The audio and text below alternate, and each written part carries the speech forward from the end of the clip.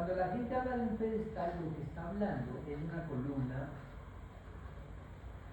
que después de hacerle el análisis estructural, colapsa por compresión. Normalmente son columnas cortas. O sea, la longitud comparada con las medidas de las secciones son cortas. O sea, entre el D y el H, por decirlo, el diámetro, que es una columna circular, si uno compara esa longitud versus esa otra dimensión transversal,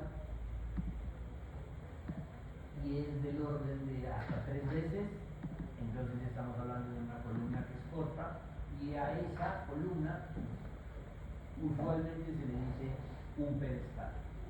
¿Ya?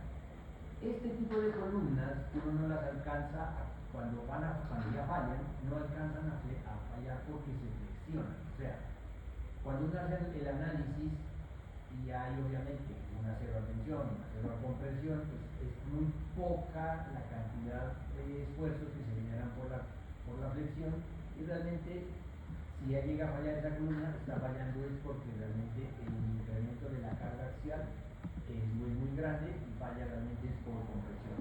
¿Sí? Entonces, digamos, en últimas, si la matemática usted le da y la columna va a terminar fallando por compresión, normalmente es un pedestal. O sea, si no va a haber flexión. A una columna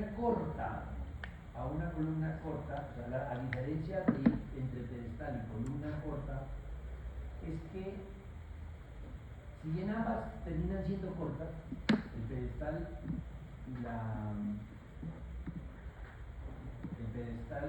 la columna corta terminan siendo ambas cortas. La diferencia acá es que en esta, por su geometría, difícilmente va a tener flexión, y en esta, a pesar de tener flexión, ¿sí? A pesar de tener flexión, falla por compresión, pero sí alcanza a tener flexión. Si nosotros hablamos de una flexión, nosotros entendemos la flexión porque hay una zona de compresión y una zona a tensión, ¿verdad? Pero hablemos de una columna. Entonces, si estamos hablando de una columna, para que haya flexión, una zona estará a tensión y otra zona estará a compresión. Eso es flexión. Si hablamos de una columna sin flexión, lo que estamos hablando es que en toda la sección transversal lo que hay es compresión. Compresión pura, y aquí hay flexión. Pero las columnas tienen ambas cosas. Compresiones aquí, tensiones acá. Y en cambio aquí solo habrá compresiones. Las columnas realmente funcionan, tienen ambas cosas a la vez. Si en las matemáticas nos da que al final lo prioritario en el límite de la capacidad de la columna está por la vía de la compresión, normalmente estamos asociados a columnas cortas. ¿Sí? ¿Qué sucede? Vamos a ver ahora algo de esfuerzos secundarios, así rápidamente. En la medida en que se generan estas flexiones, den en cuenta que el eje de la columna se desplaza del eje inicial. Antes el eje estaba aquí y el eje se desplaza lateralmente. En cambio, cuando hablamos de solo compresión, el eje, tanto inicial como final, queda en la misma parte, el eje de la columna. Este desplazamiento que está aquí, hace que, como las columnas realmente funcionan con ambas cosas, con flexión y con compresión, al final aquí hay una carga de compresión, aquí. Pero se ha desplazado una cierta cantidad lateralmente debido a la flexión. Entonces, cuando esa distancia es muy alta, o miren que esto es fuerza por distancia y esto fuerza por delta, esto termina siendo un momento, ¿sí? Solo por ese desplazamiento lateral. Si ese momento que se genera ahí adicional no es muy alto, es porque estamos hablando de columnas que son absolutamente cortas, ¿sí? No es muy importante ese efecto de ese momento secundario. Aquí lo habla que es del orden de un 5% de la capacidad de la columna. Si mi columna aguanta un momento vector de tanto y yo calculo ese momento secundario y es del orden de menos del 5%, estamos hablando normalmente de una columna corta. Es más o menos. Pero el asunto, lo más común para nosotros será hablar de columnas largas, como las que tenemos en cualquier edificio, son más del orden de hablar de columnas largas. Y es que entonces esta relación de la capacidad que tiene esta columna a soportar esta fricción o este momento vector, cuando yo calculo este momento debido a este desplazamiento, entonces si este momento ya es mayor al 5% al momento vector máximo que tiene esta columna, entonces ya no de lo que estamos hablando son columnas largas o esbeltas, que es el típico caso de los edificios. Entonces, en resumen, aquí viene. Pedestales son columnas cortas. Geométricamente uno puede entender que la longitud comparativamente con las dimensiones de las secciones transversales pues son hasta 3 veces.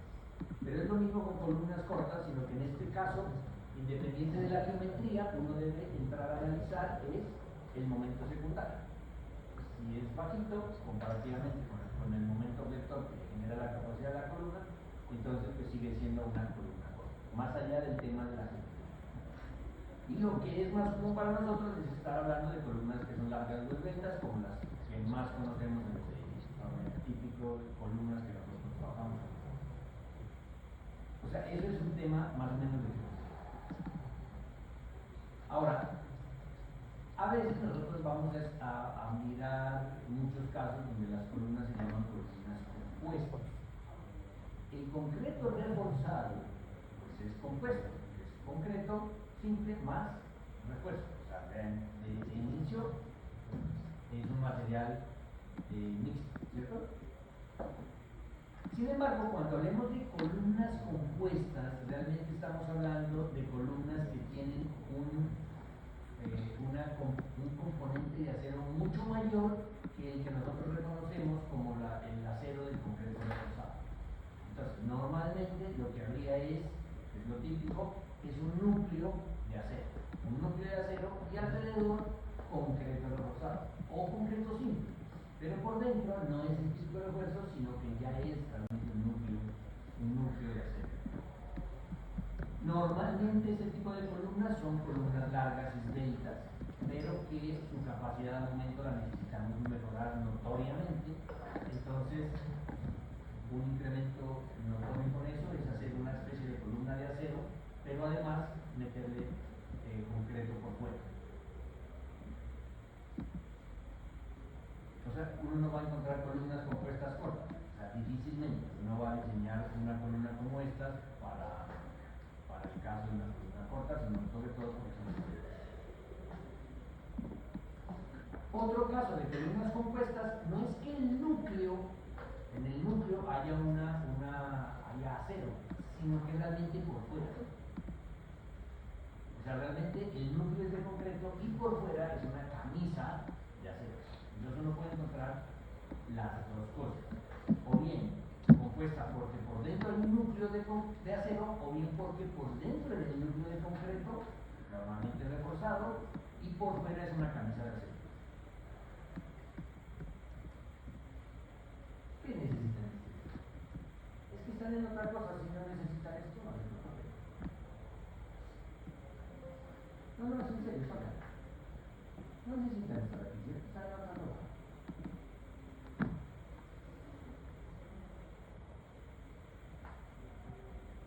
No necesitan, ¿cierto?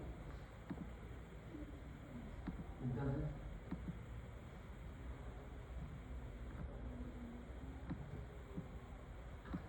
bueno, el núcleo de acero podría ser, o sea, en una columna compuesta, y le dicen, no, es que la columna es compuesta y por dentro, por ejemplo, el núcleo de acero, o sea, por fuera el concreto, no es indispensable que sea concreto reforzado, pero lo que pasa es que es lo más común.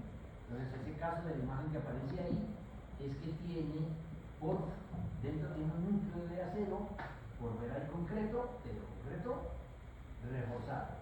No es indispensable. No es indispensable que el concreto que está aquí afuera tenga refuerzo. No es indispensable. Pero, pues es muy común. ¿Sí? O sea, aquí afuera puede hacer una columna con concreto, no necesariamente reforzado. Pero la verdad es lo más común. ¿Sí? Hay algunas cosas que no se tratan como columnas, no dejan de tener la misma, la parte analítica de sus matemáticas no deja de ser la misma columna, pero no se le llaman columnas, sino que o se le puede decir pilotes o se le puede decir caisson. Normalmente son utilizados para cimentación. ¿Y por qué no le solemos decir a esto columnas, a pesar de que la matemática no es radicalmente distinta? Es que cuando nosotros llamamos columnas de aquí, toda la longitud de la columna es libre. ¿Cierto? Es libre. O sea, salvo el tema de que aquí hay un muro, pero se supone que esto es una dilatación, o sea, de la parte superior, del extremo superior al extremo inferior, es libre el desplazamiento. O sea, uno puede considerar que son luces libres, o sea, longitudes libres. ¿Sí? Son longitudes libres. En el caso de los pilotes y los caisson, pues no, porque están contenidos en suelo. Y ese suelo genera una fuerza adicional lateral que hace que uno pueda llamarlo arrastrado, o sea, sostenido lateralmente. La diferencia en este caso, cuando hablamos de caissons o pilotes, es como lo mismo que una columna, pero que digamos, en su longitud tiene un arrastramiento, o sea, no es libre de un desplazamiento. Hay unas fuerzas laterales, en este caso provenientes de los suelos de cimentación, que hace que se contengan esos desplazamientos. Entonces, la diferencia está asociada a eso, a que en la longitud de la columna ya no es libre. Entonces ya le llamamos a eso, bien sea pilote o bien sea caisson, pero para diferenciar entre un pilote y un caisson es que el pilote tiene una sección transversal mucho menor comparativamente con su longitud que el caisson. Entonces, por decir algo, en esa imagen que se ve ahí es un caisson y en esta imagen se ven pilotes. Otra forma de diferenciarlo es que como la sección transversal de un caisson pues es mayor, uno ya no necesita tenerlo lleno, sino que uno puede tenerlo hueco. Ahora, el hueco usted de que lo puede llenar, ¿sí? Ya no necesita llenarlo de concreto, que es costoso, sino que lo puede llenar, no falta el que lo llena de concreto ciclópeo, que es muy pesado, pero igual se lo puede llenar con otra cosa. Pero la parte estructural, para el concepto estructural es un hueco, ¿sí? ¿Sí? Estructuralmente la parte de adentro no es estructural y lo puedes llenar con algo. También lo puede llenar. Lo puede llenar con icopor, ¿sí? No falta que lo llena con concreto ciclópeo, que no es tan caro, pero es muy pesado. O sea, lo importante es que estructuralmente lo de adentro es un hueco, ¿sí? Ya depende de con que lo vaya a llenar.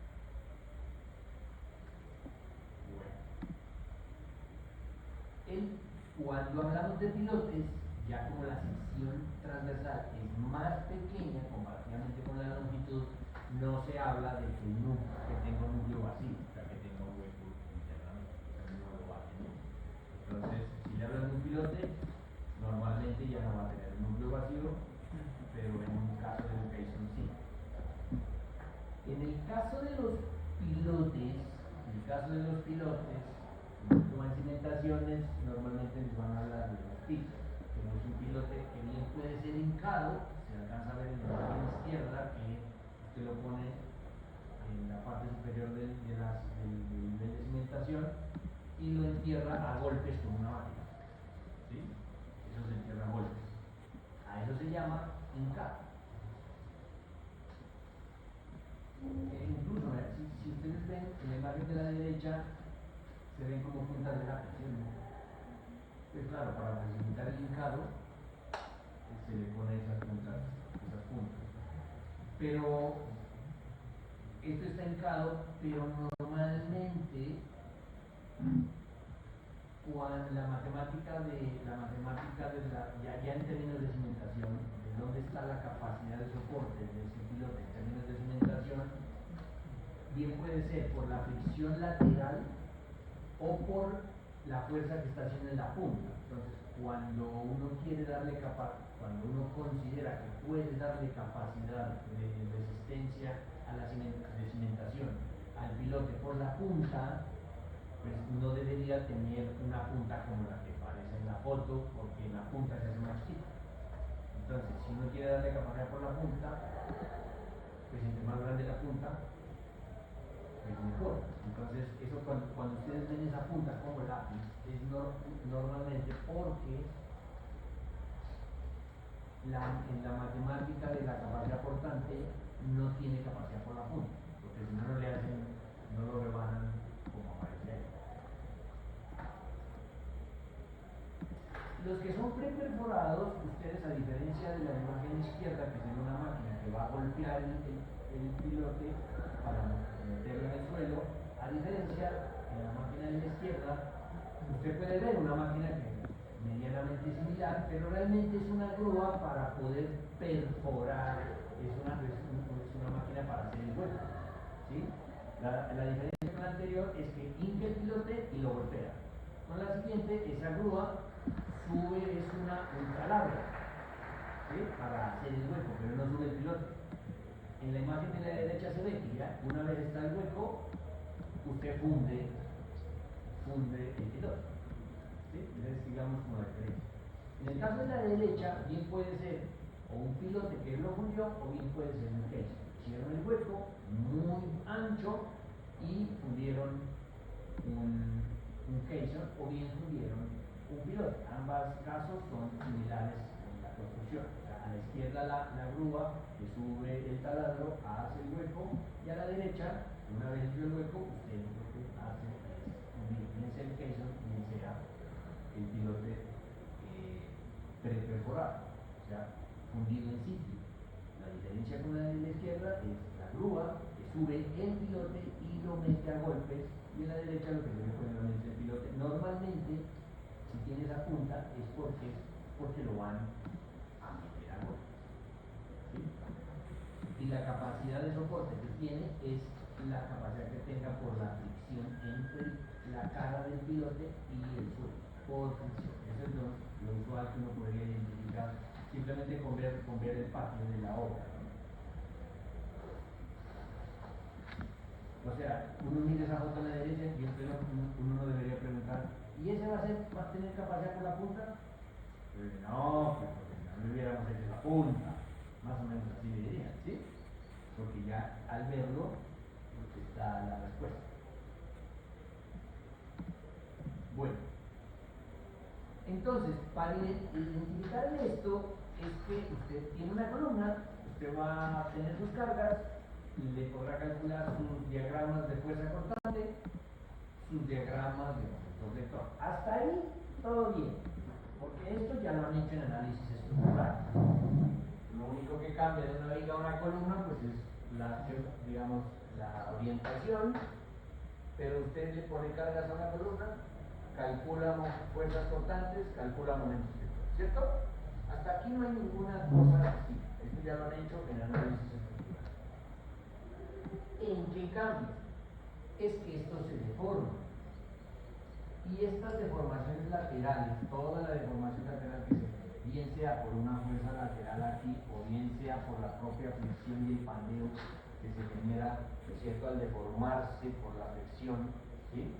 Cualquiera de estos dos casos, lo que se genera es este delta.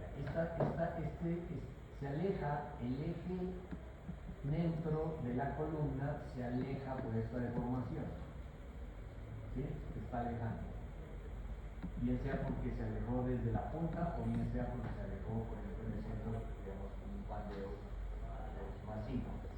Cualquiera de las dos cosas hace que en el análisis matricial nuestra carga axial siempre está en el eje, ¿cierto? Siempre está en el eje.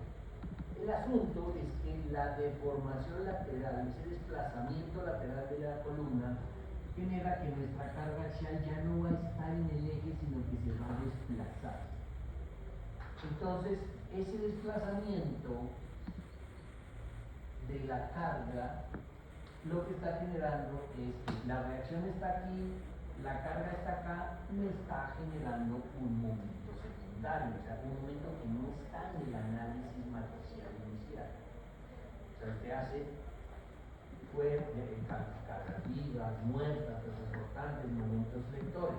Usted puede calcular la deformación, se calcula con los métodos de deformación, calcula la deformación, ¿sí? ¿Cuánto? Usted dice, por ejemplo, yo tengo una viga aquí simplemente apoyada, tengo una carga y esto se deflecta de esta manera, ¿sí o no? Se calcula esta deflexión. ¿Cómo la calcula? Con los métodos de deformación. Método de diagrama vector, la ficticia, todo lo que hayan aprendido, entonces se puede calcular. Hasta ahí todo bien. El asunto es que cuando esto se vuelve columna, es el mismo ejercicio, pero con una simple y llanamente, miren, ejercicio, pero simplemente está orientado verticalmente. Nosotros normalmente en vigas no ponemos cargas axiales, a pesar de que existen, pues en las vigas esta carguita que aparece aquí es muy pequeñita, pero en las columnas esta misma carga que está aquí, pega, esa carga ya es más grande. Y entonces, en el caso de las vigas, nosotros no es muy importante este valor de carga, pero en el caso de las columnas esta carga P ya es más importante.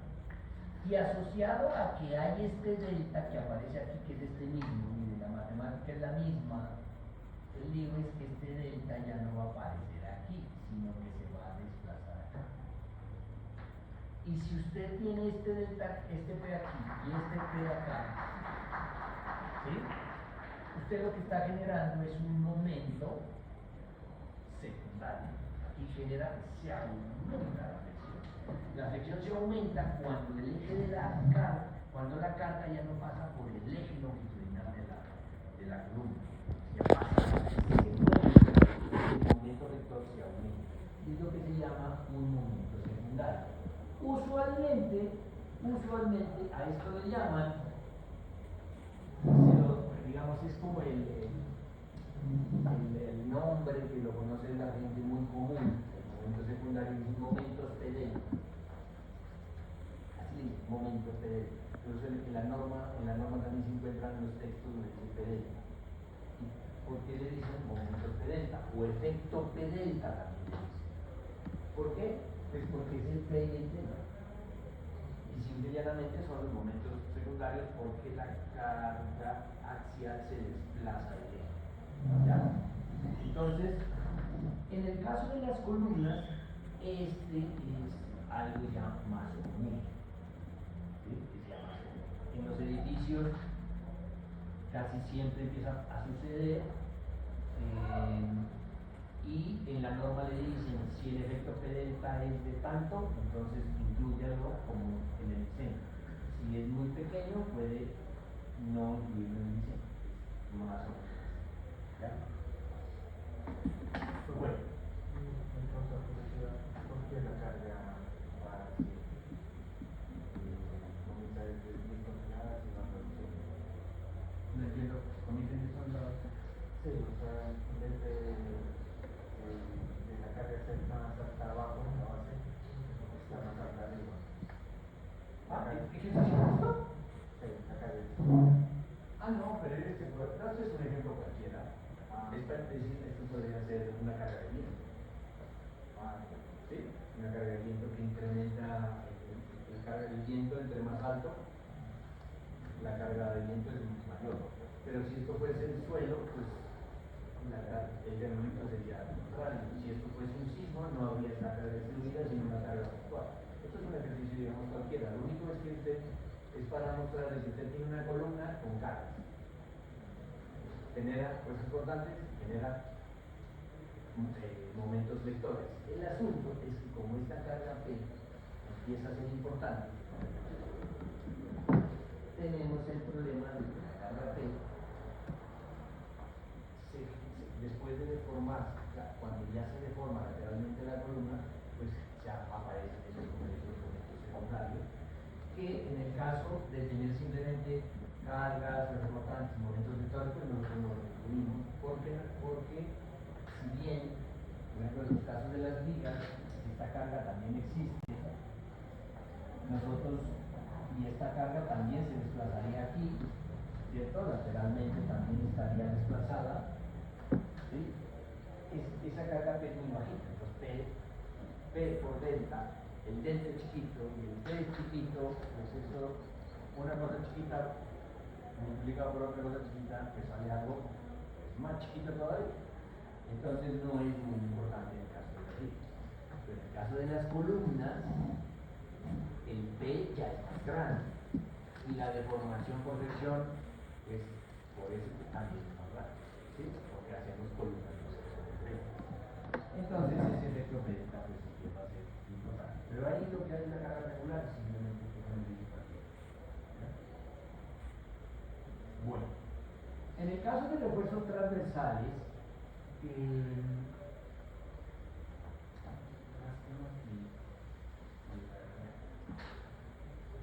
en la imagen de la izquierda hay dos elementos de concreto reforzado. Uno horizontal que tiene carga de viga, y a la derecha ahí se ve otras como columnas. Y en la imagen de la derecha lo que se ve es que son secciones circulares.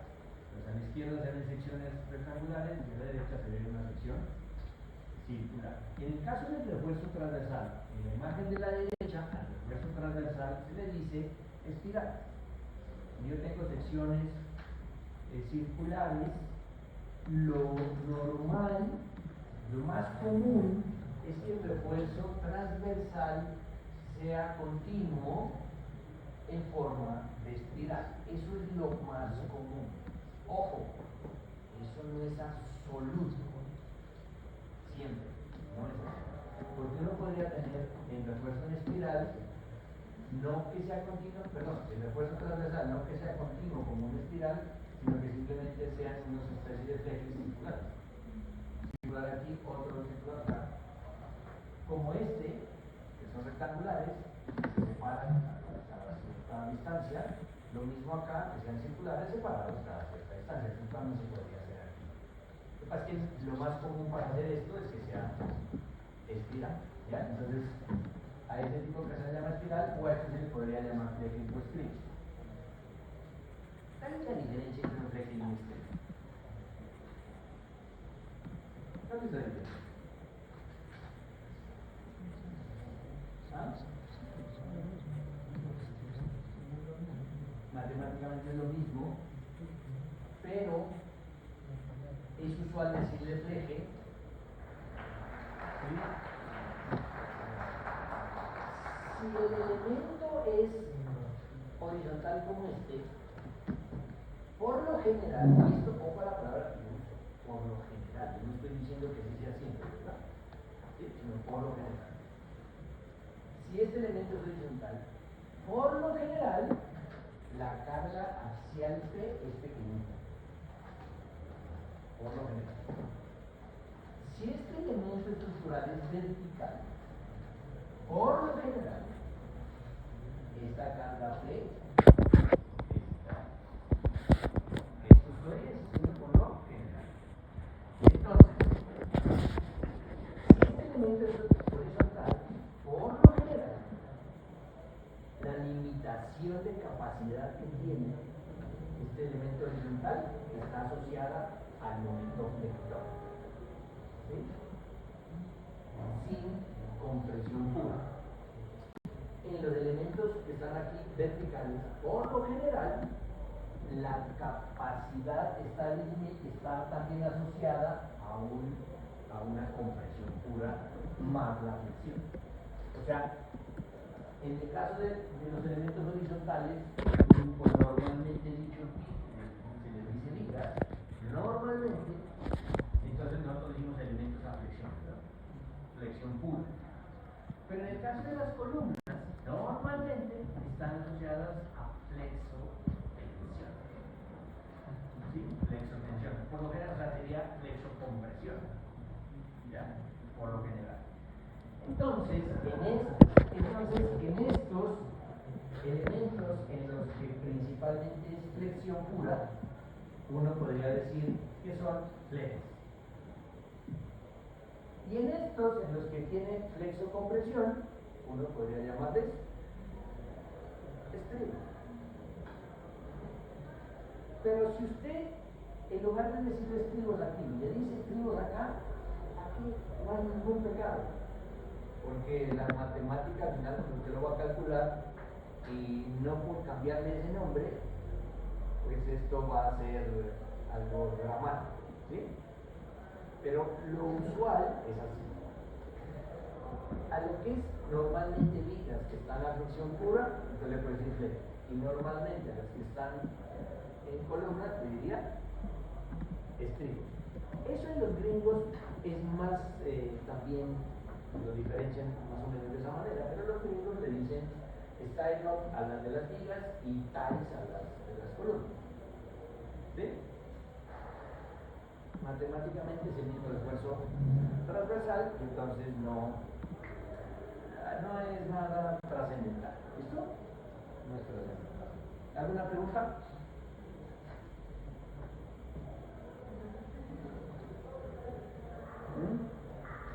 ¿No? Bueno, la idea era comenzar con esto.